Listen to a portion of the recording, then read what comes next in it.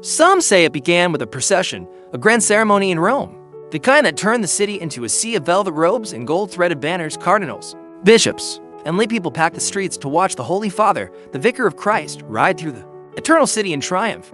But on this particular day, so the story goes, something unthinkable happened. The Pope, dressed in regal white, suddenly doubled over in pain. The crowd gasped, some ran to help. And then, right there in the middle of the street, in front of clergy, nobility, and pilgrims, the Pope gave birth to a child, shocked her into horror, and then to rage. This wasn't a pope at all. It was a woman who had somehow infiltrated the most sacred office of the Catholic Church, hiding her identity for years until the truth revealed itself in the most dramatic and scandalous way possible. She was dragged from the street. Accounts vary on what happened next. Some say she was stoned to death by the furious crowd. Others say she was excommunicated and vanished into obscurity. Some even claim she died in childbirth, her secret never officially acknowledged, but never quite erased either. Her name, Pope Joan, the only female pope in the history of the Catholic Church. Or so the legend says. For centuries, this tale has fascinated, enraged, and confounded readers across the world. It has been told in whispers and sermons, in books and ballads. It has been denounced as a fabrication, defended as hidden truth, and celebrated as a symbol of rebellion. But here's the strangest part. The story isn't new. The earliest known written account dates back to the 13th century, over 400 years after the alleged events took place. A Dominican friar named Jean de Mailly first recorded the story. In a chronicle of papal history, though, he was cautious, referring to the figure only as a woman who succeeded the papacy by deception. Others expanded the tale in the years that followed. Martin of Opava, a Czech Dominican monk, gave us the most famous version in his Chronicon Pontificum et Imperatorum. Around 1278, he added vivid details that she was born in Mainz, Germany, educated in Athens, and rose through the church ranks under the name Johannes Anglicus. According to him, she ruled as pope for 2 years, 7 months, and for days.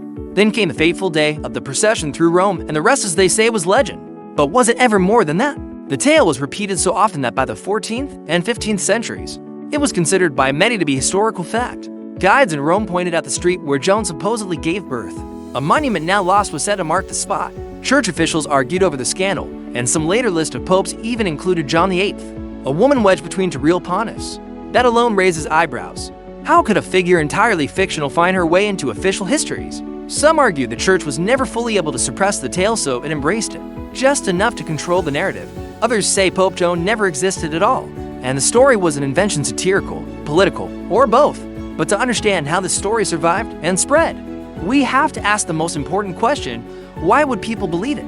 Why would medieval Europe, a place where women were barred from positions of power, where the Pope was considered God's representative on earth, ever accept the idea that a woman had sat on the papal throne? The answer, perhaps, lies in the power of storytelling itself. Joan's tale isn't just shocking, it's dramatic, ironic, and deeply human. It's a narrative of cleverness, deception, tragedy, and punishment. It plays on fears of corruption and pride, but also offers a kind of forbidden fantasy that someone could outsmart the entire system, even if only for a while. In that sense, Joan becomes more than just a character, she becomes a symbol. A woman in a world where women had no voice, a mind so brilliant it couldn't be ignored, a disguise so convincing it fooled the world, whether you believe she was real or not. The legend of Pope Joan captures something deeper than historical fact. It touches on the cracks in authority, the power of doubt, and the enduring tension between dogma and humanity. And maybe that's why her story refuses to die, because even today, we're still fascinated by the question, could it really have happened?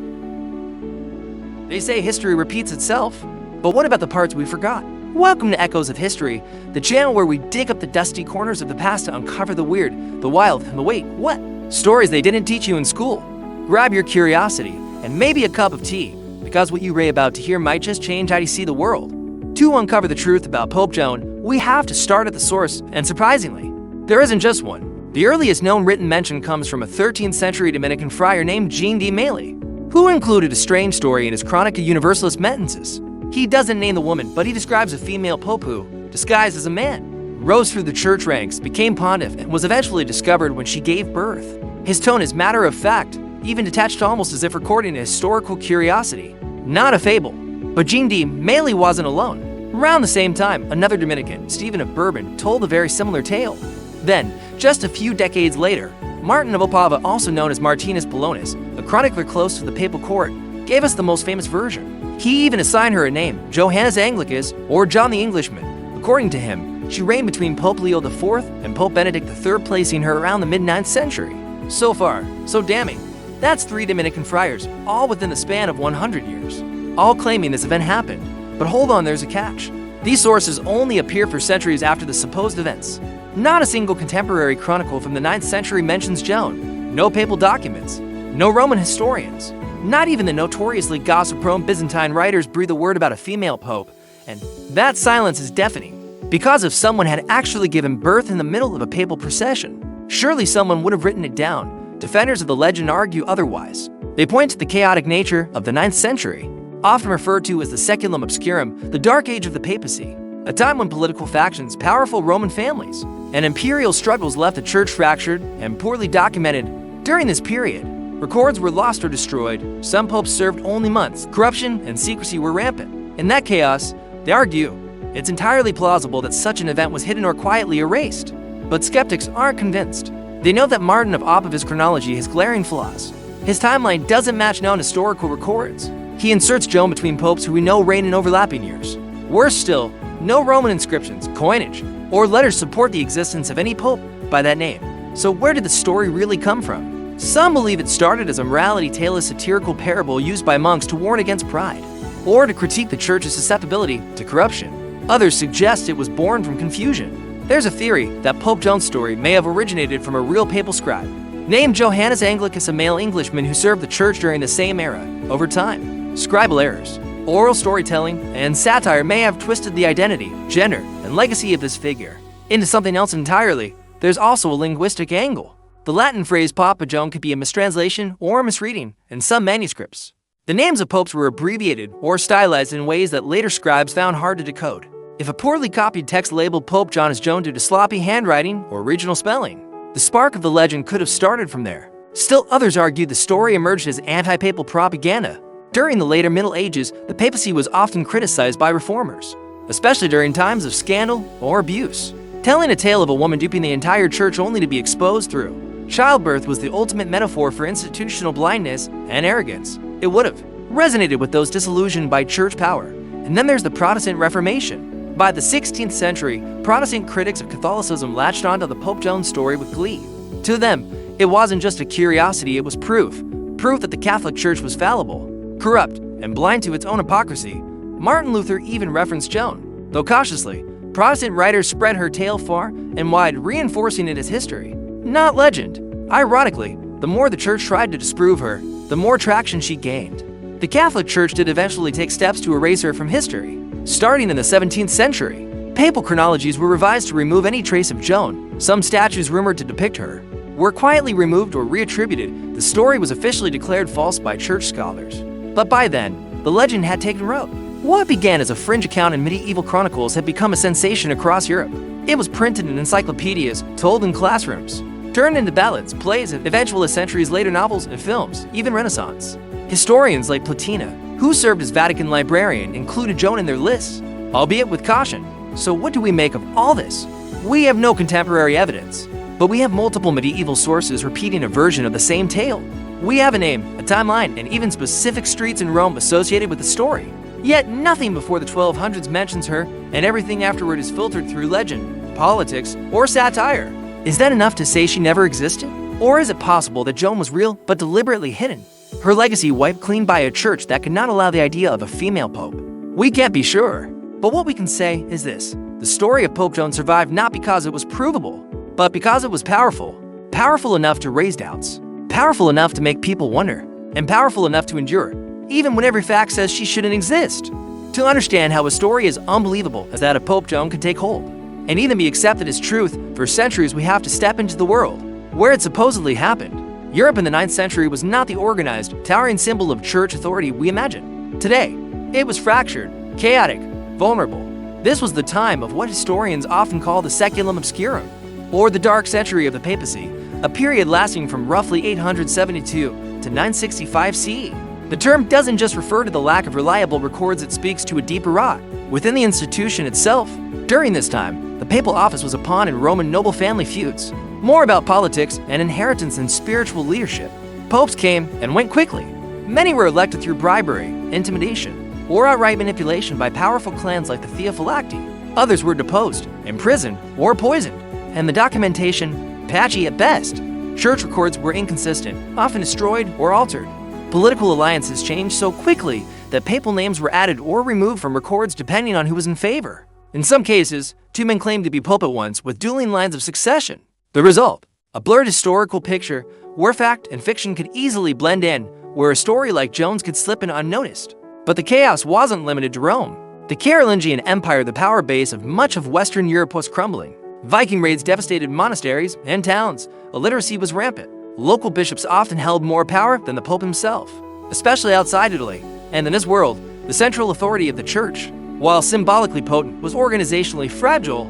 So, when chroniclers in the 13th century began inserting Joan into the papal lists, it didn't seem entirely implausible. After all, there were gaps in the records, unknown figures, and anonymous reigns during this shadowy era. A mysterious figure like Pope Joan could easily have slipped through, especially if powerful people had reasons to hide her. Now, it's worth noting something important about storytelling in the Middle Ages. It wasn't purely factual. Chronicles weren't written with modern journalistic standards. They were blends of history, morality, politics, and myth. A chronicler might include a miracle, a vision, or a divine punishment as historical truth, not because they were certain it happened, but because it served a moral purpose. The goal wasn't always to record what happened, but to explain why things happened or what lessons could be drawn. Within that storytelling framework, Pope Joan's legend thrived. She became a moral fable, a tale that warned against pride, deception, and the violation of natural order. Some versions paint her as arrogant, believing she could outsmart God. Others portray her as tragic, a brilliant woman forced into disguise by a world that refused her a voice. Either way, her downfall becomes a lesson, and that made her story resonate. But we also need to talk about gender. In the 9th century, and well beyond, women were categorically excluded from the priesthood. They couldn't hold formal religious authority in the church. Their place was in the home, the convent, or at best, as mystics or saints on the fringes of orthodoxy. The idea that a woman could not only enter the priesthood, but rise to the papacy, that was unthinkable. Her very presence on the throne would be seen not just as scandalous, but cosmically wrong, a perversion of divine order. And yet, perhaps that's exactly why the story stuck, because it challenged the status quo, because it shocked people into questioning how fallible the system really was. If a woman could become pope, if the most sacred office in Christendom could be infiltrated by a lie, then what else wasn't what? It seemed that subversive undertone made Joan's story dangerously compelling. It also explains why the church would eventually go to great lengths to bury it. Now, let's consider the broader medieval mindset. This was a time when miracles were expected, when relics could heal, and when the line between reality and myth was blurred. Dragons, saints, and omens populated the same texts that recorded wars and coronations. In such a cultural climate, the story of a female pope, no matter how absurd it might seem to us today, didn't require modern standards of proof. If it fit a moral framework, and if it made sense of a chaotic world, it could be accepted. The legend was helped along by another factor, the physical landscape of Rome itself. Tour guides in the Renaissance period would point out landmarks supposedly tied to Joan's story. There was a street called the Via Sacra, where she was said to have given birth. A monument, since destroyed, allegedly marked the spot. Even a peculiar ceremonial chair, the sedia stercoraria, or testicle chair, was rumored to be used to verify the gender of future popes, a direct result of Joan's scandal. These associations gave the story geographical weight, making it feel more real. Pilgrims could walk the path she had allegedly taken. They could stand where she had supposedly collapsed. Over time, this turned legend into lived experience, further embedding it in the popular imagination, of course. All of this raises the difficult question: if Joan didn't exist, why did so many people across so many centuries believe she did? The answer may lie not in her existence, but in her function. Joan's story functioned as a pressure valve for an increasingly skeptical public. It allowed people to explore forbidding questions about gender, power, and the fallibility of the church, without openly rebelling, and in doing so, it became not just a tale of curiosity, but a symbol of resistance. Whether as sinner or saint, villain or victim, Pope Joan became the lens through which medieval and early modern society could examine its own contradictions. A woman on the papal throne, maybe not in the flesh, but certainly in the imagination, and sometimes imagination is all it takes to make history. If the story of Pope Joan had remained a whispered rumor, or a curious legend in distant monastic manuscripts, the Catholic Church might have ignored it. But that's not what happened. Instead, the story spread. It was copied into popular chronicles. It became embedded in religious and secular literature.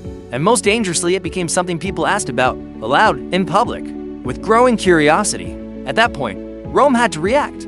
The earliest responses were surprisingly muted. The church didn't issue immediate declarations or denials. In fact, for a long while, it said nothing at all, a silence that allowed the story to evolve, to deepen, and to gain a foothold in the minds of believers and skeptics alike.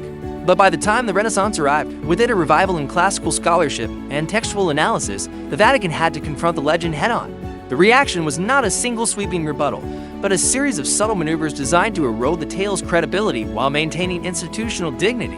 One of the most curious aspects of the Church's response was its relationship with a very peculiar object, a chair. According to legend, following the scandal of Pope Joan, future papal candidates were required to sit on a special chair with a hole in the seat, a sedia stercoraria, or pierced chair. A young deacon would then reach under the chair to verify the presence of testicles. If confirmed, the deacon would proclaim, "Duos habet et bene pendentes," he has to, and they are well hung. It sounds like satire, and it probably was. But here's where things get weird. The chair actually existed. To such thrones, made of porphyry stone, were once kept in the Vatican treasury and were used in certain medieval papal ceremonies. Historians still debate their purpose. Some say they were repurposed Roman birthing chairs. Others suggest they were symbolic seats of humility. But the association with Joan became so strong that by the 17th century, the chairs were quietly removed from the public eye. They were too risky, too evocative, too tied to a legend the Church was now actively trying to bury. And it wasn't just chairs. There was a statue near the Lateran Basilica, Rome's cathedral church, depicting a pope holding a child. For centuries, guides claimed this was Pope Joan, immortalized in stone. But later Vatican authorities declared it was simply Pope Zachary with the infant Jesus. The statue was eventually removed or repurposed, depending on which account you believe. Again, the goal wasn't to engage in open debate, but to quietly erase the visual markers of the story's presence in the city. Even official papal lists were not immune.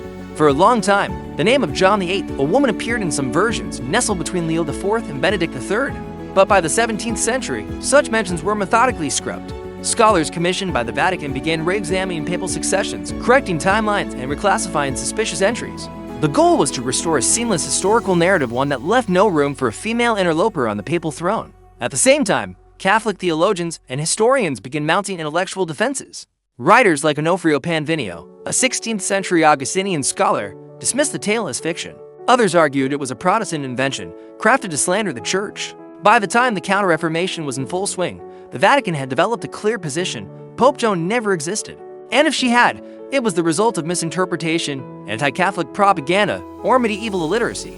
But the harder the Church pushed back, the more intrigued the public became. Particularly in Protestant Europe, Joan's story became a favorite weapon. Reformers like John Huss and Martin Luther cited her as evidence of papal fallibility. Protestant writers published pamphlets and sermons that included her tale as historical truth, often framed as divine punishment for the Church's arrogance. In England, satirical poems and plays mocked the papacy using Joan's legend. Her story had transcended its original context and had become a symbol of everything the Reformation opposed. Ironically, the Catholic Church's attempts to erase her only helped confirm the story for many. Why else would the Vatican be so eager to deny her? Why remove statues? Why hide the chairs? Why censor the chronicles in a world hungry for subversive heroes? Pope Joan became the ultimate forbidden icon. It wasn't until the 19th century that modern historians began systematically dismantling the story. Through textual criticism, archaeology, and chronological analysis, scholars like David Blondel and Johann Dillinger pointed out the lack of contemporary sources, the inconsistencies in the timeline, and the satirical tone of early references. By the early 20th century, the academic consensus leaned firmly toward myth. Joan, they argued, was never real. But even now, doubts remain. Some researchers continue to point to gaps in the papal records during the 9th century. Others note the strange silence of the Vatican in the early centuries after the legend appeared to silence that, to some, feels like tacit admission. And then there are those who argue that even if Pope Joan never existed in flesh and blood, she existed in collective memory and cultural anxiety and the cracks of an institution obsessed with control. Rome's official position is clear: she never existed. But Rome's behavior tells another story, one of discomfort, suppression, and historical revision. Because in the end, perhaps the Church wasn't afraid of Joan as a historical figure. Perhaps it was afraid of what she represented: a challenge to male authority, a disruption of divine order, a crack in the wall of infallibility. And those things are much harder to silence than a single woman, real or imagined. By the time the Catholic Church had declared Pope Joan nothing more than a myth, her image had already taken on a life of its own. In fact, it's precisely because she was denounced as fiction that she became more powerful as a symbol. Her story escaped the confines of dusty medieval chronicles and entered the bloodstream of popular culture, where it has remained for centuries, evolving, shifting, and refusing to die. Let's start with the literary world. In the centuries following the Reformation, Pope Joan appeared in everything from history books to satirical plays. Writers used her story not just as scandal, but as social commentary. In some versions, she was a cautionary tale punished for ambition or deception. In others, she was a proto-feminist hero, a woman who shattered the glass ceiling of the medieval church. This duality gave her remarkable staying power. She could be both villain and martyr, iconoclast and victim, depending on the teller. The Enlightenment era was particularly fascinated by her. As Europe's intellectuals began questioning the foundations of authority, religion, monarchy, tradition, Joan's tale was irresistible. She became a metaphor for how even the highest institutions could be fooled. Philosophers didn't care so much whether she was real. What mattered was that people believed in her. That belief itself said something profound about power, gender, and control. By the 19th century, Joan had become a cultural phenomenon. Artists painted her. Poets romanticized her. Even opera composers flirted with the idea of turning her story into music. But it was the novel that gave her a second life. In 1996, American author Donna Woolfolk-Cross published Pope Joan, a historical fiction novel that reimagined Joan's life with dramatic depth and human nuance. The book became a bestseller, translated into dozens of languages, and was adapted into a feature film in 2009. Cross's version paints Joan as a brilliant, fiercely independent woman forced into disguise by the limitations of her time. Her papal reign becomes a testament to resilience and a tragic reminder of the cost of defying societal norms. The book sparked renewed interest in the legend, bringing Joan back into public discourse. Book clubs debated her existence, historians revisited the medieval sources, and for a new generation of readers, many of them women, Joan became a symbol of suppressed potential. Her gender, once used to discredit her, now became her most powerful legacy. Beyond fiction, Pope Joan has found a place in academic and feminist thought. She represents the paradox of women's history stories, half remembered, half erased, and often told through the lens of the powerful. Feminist scholars have argued that whether or not Joan was real, the fact that her story endured says something vital about how patriarchal systems function. Joan becomes a kind of mirror reflecting both the fears and desires of the society that created her. And then, of course, there's pop culture. TV shows like QI, The Borgias, and Doctor Who have referenced her. She's appeared in comic books, board games, and even tarot decks. Some versions turn her into a mystical figure, a hidden pope, a keeper of secrets, a guardian of forbidden knowledge. Others play her for satire, a medieval prankster, a symbol of institutional cluelessness. Each iteration tweaks the myth just a bit. Sometimes she's tragic, other times triumphant. Sometimes she dies in childbirth, other times she escapes into exile. Some versions even suggest she lived under a new identity, an eternal reminder that the truth can never be fully buried. In every case, the core remains the same, a woman who dared to take a place that wasn't meant for her. And that core resonates perhaps now more than ever. Because in a world still grappling with questions of representation, inclusion, and authority, Joan's story feels oddly current. She reminds us of all the doors that have been closed, of all the talent that's gone unrecognized, of all the rules that were made not to protect people but to keep them out. And in that way, Pope Joan transcends her era. She becomes a kind of mythic rebel not bound by papal vestments or medieval streets, but living in every moment someone refuses to accept the roles they've been assigned. She lives in every young woman told she can't lead, in every outsider who defies the system, in every whistleblower who calls out the emperor's lack of clothes. That's the thing about myths. They don't have to be real to be true. Whether or not Pope Joan existed, her story speaks to something that does, a need for change, a hunger for truth, a reminder that even the grandest institutions are built by human hands and are therefore subject to human error, ambition, and disguise. She has become, in essence, a Rorschach test. What you see in Pope Joan says more about you than it does about her. Is she a fraud, a hero, a warning, a hope? She can be all those things. And that's why she endures not just in dusty manuscripts, but in the books we read, the shows we watch, the protests we march, and the conversations we still have about who gets to lead and who doesn't. Strip away the myths, the miracle chairs, the statues, the books, and the centuries of speculation. And what are we left with? A name, a whisper, a question. But even that faint echo has been enough to captivate minds for over 800 years. Because at the heart of this story beneath the legends and denials is the idea of a woman who outsmarted the world. And that idea is electric. Let's imagine her for a moment not as a saint, not as a symbol, but as a human being.